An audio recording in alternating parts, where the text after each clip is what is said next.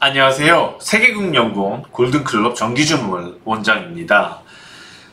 국내 주식시장이 조금 쉬어가는 모습이에요. 특히 코스닥 같은 경우에는 전주에도 그닥 오르지는 못했었죠. 그러니까 어떻게 보면은 코스닥은 한 2주 동안, 약 2주 동안 다소 좀 주춤하는 것 같고 많이 올랐으니까요. 코스피도 이번 주는 약간 쉬었어요. 그렇지만 제가 쉬었다라고 표현을 해드리는 것은 전제로 하는 것은 이후에 오를 거기 때문에 다음 주에 오르지 않을까요? 아무튼 국내 주식시장 조정을 보였지만 그렇게 걱정스러운 조정은 아니었기 때문에 여기서 두려워하거나 아니면은 뭐 너무 지나치게 위험으로 느끼거나 그럴 필요는 없을 것 같습니다. 지수 한번 보면서 차근차근 설명을 드리겠습니다. 지금 코스닥 지수입니다. 아까 말씀드린 것처럼 이번 주 4거래일밖에 없었잖아요. 지난주 차트를 이렇게 보면 언제부터 코스닥이 지지부진했냐? 8월 8일부터입니다. 8월 8일부터 좀 지지부진한 기조가 이어져서 오늘까지도 좀 기조가 좋지는 않았는데 우선은 코스닥 시가총액 상위 종목들도 부진했었고 그동안 시가총액 상위 종목들이 많이 올라왔었거든요. 코스닥이요. 코스닥 시가총액 상위 종목들이 많이 올라왔다 보니까 어느 시점부터는 속도 조절을 하는데 코스피로 한번 볼게요. 자, 코스피 역시도 오늘 조정입니다. 이번 주 조정이에요. 코스피도요. 코스피하고 코스닥은 조금 차이가 있죠. 왜냐하면은 코스닥이 훨씬 더 바닥부터 탄력적으로 올라왔었고 그리고 삼성전자가 또 많이 오르지 못한 흐름들이 있었기 때문이에요. 삼성전자 주가 흐름 한번 볼 텐데요. 삼성전자 주요 반도체 기업들, 글로벌 반도체 기업들이 실적이 나왔는데 별로 그렇게 좋지는 않았어요. 그래서 이번에 삼성전자가 다른 종목들이 많이 오를 때 부진했었다가 최근 들어서 삼성전자가 상대적인 강세를 보였죠. 국내 주식시장 수급이 타이트하지 못할 때, 그러니까 수급이 꽉 차서 돌아가지 못할 때, 뭔가 수급이 한 20% 30% 부족할 때 삼성전자와 삼성전자를 제외한 시장과 좀 다른 양상을 띱니다. 그러니까 삼성전자가 저점을 만들었던 시기가 언제입니까? 8월 10일이네요. 8월 10일부터 코스닥 지수를 한번 볼게요. 8월 10일부터 코스닥 지수를 보게 되니까는 어떻습니까? 8월 10일부터 부진한 기조가 역력하죠. 이런 게 바로 국내 주식시장이 취약한 부분입니다. 그러니까 다 같이 종목들이 좀 강세 기조로 가고 그러면 좋은데 삼성전자가 올라버리면은 기관들은 또 삼성전자를 제외한 종목들에서 많이 종목을 털어갑니다. 그러면은 특히 코스닥 단기적으로 많이 올랐던 종목들에 대해서 일시적으로 좀 수익을 실현하거나 아니면 올라오는 대로 무분별하게 무차별하게 그냥 매도하겠죠. 그런 부분들 때문에 코스닥 시장이 좀 이런 기조는 나왔었다고 보입니다. 자, 근데 삼성전자가 그렇다고 해서 안 오를 것이냐, 잠깐 오르고 말 것이냐, 그렇게 보지는 않고요. 그러면 계속해서 삼성전자가 오르면은 다른 종목들은 안 오르겠냐, 그렇게 보지는 않습니다. 왜냐하면 처음에 삼성전자가 오르는 기조일 때와 이후 삼성전자가 오르게 될 기조하고 우리는 그 부분에 대해서 생각을 해봐야지 되는 거죠. 초기에 종목들이 순환매를 돌면서 오를 때냐 아니면은 시장이 전체적으로 랠리냐. 다시 한번 코스피 차트를 보겠습니다. 코스피 차트가 삼성전자를 기반으로 해서 자, 이런 식으로 치고 올라와 준다고 생각을 해보자고요. 지수가요. 선순환 구조가 형성이 되게 되지요. 그러면은 수급이 삼성전자에만 들어가는 게 아니고 다변화된다는 겁니다. 그럼 당연히 볼륨도 증가를 하겠죠.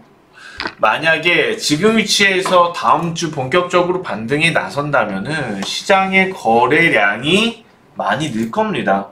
볼륨이 늘 거라는 소리예요. 전체적으로.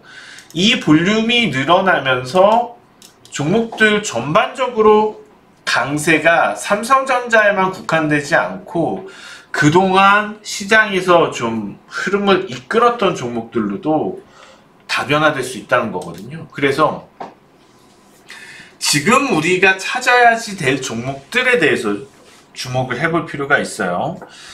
저는 시장에서 그래도 흐름이 있었고 뭔가 강세 기조가 나타났던 종목들이 다음 주 시장이 다시 오르기 시작하면 그런 종목들이 갈 거라고 생각을 해요.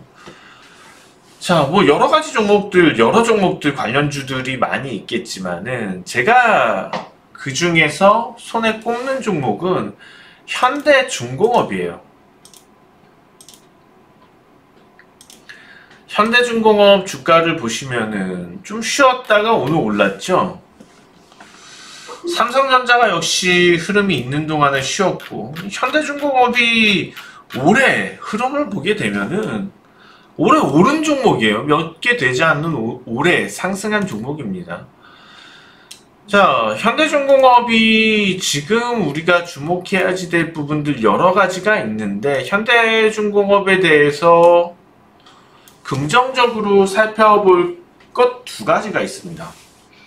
미국 경제 흐름이 좋다는 점에 일단은 우리가 주목할 필요가 있어요. 지금 이달에 나오는 미국의 고용지표라든지 아니면 뭐 산업과 연관될 수 있는 지표들이 예상보다 좋죠. 특히 고용 같은 경우에는 예상보다 많이 좋았고요. 계속 현대중공업이 주가가 내리꽂고 조정을 보일 때는 경기와 관련돼서 안 좋은 얘기들이 나올 때예요. 경기 동향이 안 좋은 얘기들이 나올 때, 그리고 국제유가가 또 너무 안 좋게 내려올 때, 그럼 반대로 생각하죠. 현대중공업이 올라갈 수 있는 기회들은 어떤 기회들인가? 경기 악화와 관련돼서, 글로벌 경기 악화 침체와 관련돼서 이게 완화될 수 있는 조짐이 나올 때, 그리고 에너지 가격이 올라갈 조짐을 보이거나 올라갈 때, 관련돼서 에너지 관련돼서 선박이나 원유 시추선부터 해서 뭐 LNG 운반선부터 그런 부분의 수주 가능성이 높아지니까는 에너지 가격이 오르게 되면은 또 가능성이 있겠죠. 그 다음에 이제 현대중공업이 우리가 주목을 할 부분들은 또 뭐 벌크선 관련돼서 미국의 경제 상황이 좋게 되면 장기적으로 볼 때 이 물동량이 증가를 할 수 있어서 그 부분에 대한 또 선박 수요, 그리고 그것을 또 제외하고서 본다면은 그동안 중동에서 오일머니를 많이 벌었다는 점에서 또 플랜트에 대한 수요, 수주 가능성들, 전체적으로 봤을 때 현대중공업 지금도 실적에 대한 기대가 높고 잘 나오고 있는 상태이지만 앞으로 1년 동안 수주 가능성이 꽤 괜찮다고 보여지고 있습니다. 그래서 오늘도 현대중공업이 이렇게 3% 가깝게 올랐던 것은 단순한 이유는 아닐 거라고 생각을 하고 있고, 오늘 올라서 조정, 고점 대비해서 조정을 보인 것을 만회하긴 했죠. 그쵸? 그렇지만은 이제는 이 반등 자체에 대해서 오늘의 반등에 대해서 의미를 둬야 된다고 생각을 합니다. 지난주 금요일 이후 고점 이후에 조정이 없고 이제는 재차 파동의 반등이 진행될 것으로 분석이 되고 있고요. 이런 파동의 반등이 이어지게 된다면 실제로 최근에 형성되었던 이런 추세들을 뛰어넘을 가능성이 높아졌다고 분석이 됩니다. 그래서 현대중공업이 어떻게 보면은 올해 연말까지 좀 시장에서 스타로 다시 떠오를 가능성이 있어서 꾸준히 주목할 만한 종목이다. 그리고 당장 단순히 다음 주를 보는 것이 아니고 중장기적 투자 관점이라고 하더라도 다음 주에 한번 접근해 볼 만한 그런 종목이 아닐까 해서 오늘 추천주로 들고 나왔습니다.